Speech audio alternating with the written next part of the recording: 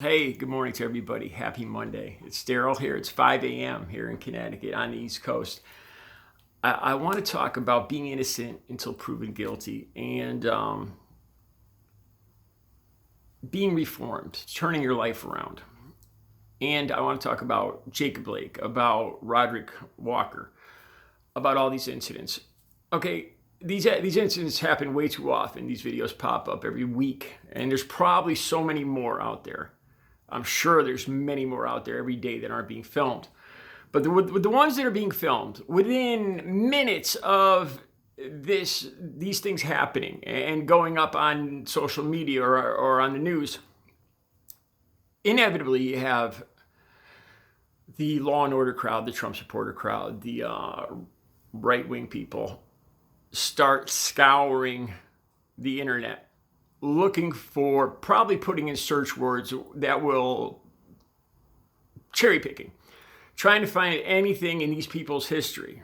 As soon as this comes out, you get all these claims, some true, some half true, some completely false, trying to dirty up the victim in these things, the person that was the victim of police overindulgence. Let's call it that. I have to call it that because I keep losing advertising. I can't even talk about these incidents without losing my monetization. So I'm going to call it that. Okay. Now, let me talk about my history just quick. I was a drug addict for 22 years of my life. From the time I was about 15 till I was 40 years old. Hardcore. The hardest of hard, opiates, everything, every day. Physically, I had lost all my teeth, all my utilities, my job, everything. I was at the bottom. 14 years ago, on October 23rd, we'll make 14 years since October 23rd, 2006. I've been 100% clean and sober. Now, when I was using, it was in the town next door to me. I won't name the town. I now live in the next town over. They're both smaller towns. When I did all this, when I lived this life, I lived in the town next to me. When I moved here, I was trying to get clean for a few years, and then I finally did it in 2006, and I've been completely 100% clean and sober. A giving, working member of society sense. Like you guys know, I have my own business selling my art. I've got several businesses. And I am self-sufficient and all that. But here's what I want to talk about. When I first got clean, whenever I went to the town next door, I got in a rep, of course, with the police in that town. I got called in many times. One of the times for an actual homicide I had nothing to do with, but I got called in for that. And the police always told me that you come so close. You always seem to just miss us catching you. So it was kind of a thing with them that they really wanted to get me for anything. You know, and that wasn't, I had a problem. I had a disease. I hated living like that. It's not like I made a game out of trying to get over on the police. Every day I was trying to find a way to stop, to get into recovery. But anyway, so when I first started going back to this town, I would get pulled over constantly, going in a store, whenever I crossed paths with police officers in that town, uniformed or ununiformed. I would get pulled over for, oh my gosh, I can't even remember some of them. There was a screw missing on my license plate. It was a little crooked. I got pulled over for that. One time, they claimed that they saw powder around my face or my nose. I think I had some dry skin on my face. I like sunburn. If that was it. And seriously, they searched my car for that. And this was going on even after I got clean and sober for a couple of years. I moved to this town, and now when I go by the police on my bike, they're like, "Hey, brother," and they wave. It's a whole different thing here. Now, part of me, I still have a guilt complex. Part of me is like, I still feel like I deserve it. Like I deserve a life of feeling guilty because of the stuff I did 14 years ago. which of course isn't true. It kind of takes away, it makes recovery all that much harder. Even if you're a bank robber, if you're a recovering addict or whatever, it's one of the things that make it so much harder when people refuse to believe that you've turned over a new leaf. Even after years, there's a little voice, that disease still talking in your head saying, well, screw it. They don't believe you anyway. You're going to pay for it one way. If you do it or you don't, you might as well do it. And I'm sure there's thousands of people across the country that can relate to this. But this is the point I want to get to. And there will be people out there that say, well, you should be, maybe you should be under scrutiny. Maybe, you should maybe there should be a little payback for all the stuff you did wrong. I'm sure there's right-wing people out there that would say that. Well, here's the thing, though. What about the politicians? Anybody with money, anybody that can afford a defense, afford some PR, public relations. They have no problem covering up their past, hiding their past, and moving forward. Hell, there's mayors in this state that have been convicted of felonies and are mayors again now. Bridgeport.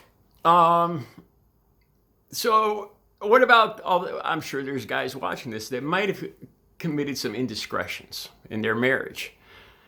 And they realize they screwed up and they're trying to patch things back together. So should they be looked at as cheaters and suspects for the rest of their marriage?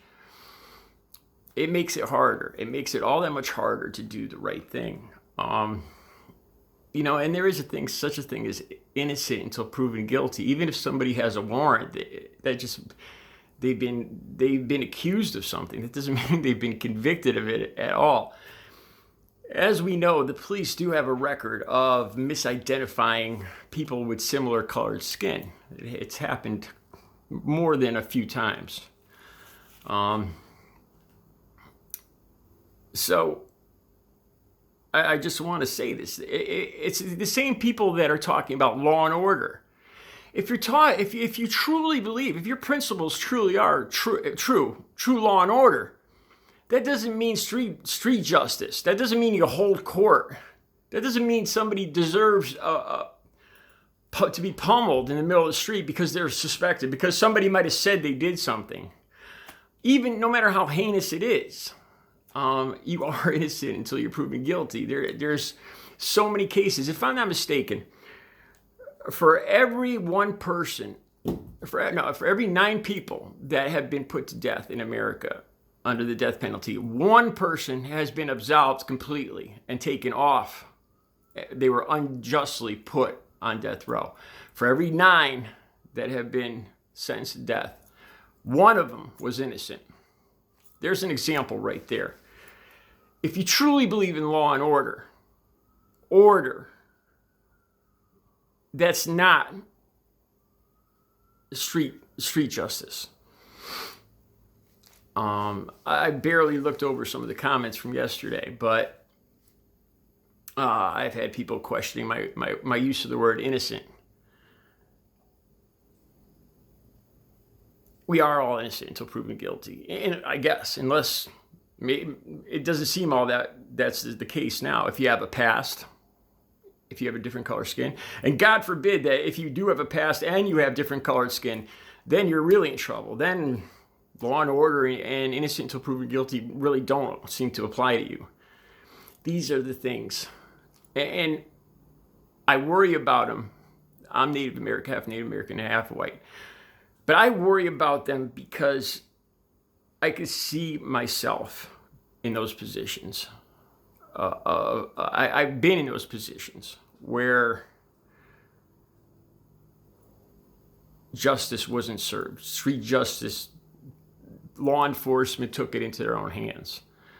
And that's not law and order. That's going towards authoritarianism. Again, one of the things that scares me about Donald Trump. I think his supporters believe that, well, the color of their skin, and they think they don't do anything wrong. And I'm sure let him without sin be the first to cast the first stone.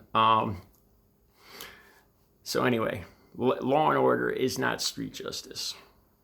And some people turn overdue leaves. Some people, that's supposed to be the goal of jail, of being reformed. That's supposed to be the goal of people making mistakes and coming back and being productive members of society again.